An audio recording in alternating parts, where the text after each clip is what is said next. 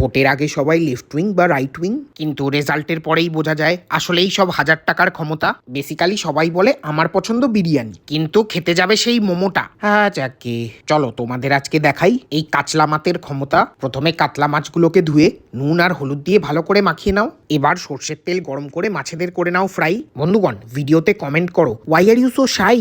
এবার পেঁয়াজ কুচি, টমেটো, কাঁচা লঙ্কা, কাজু আর পোস্ত একসাথে ওই গানে ঘুরিয়ে নেবে।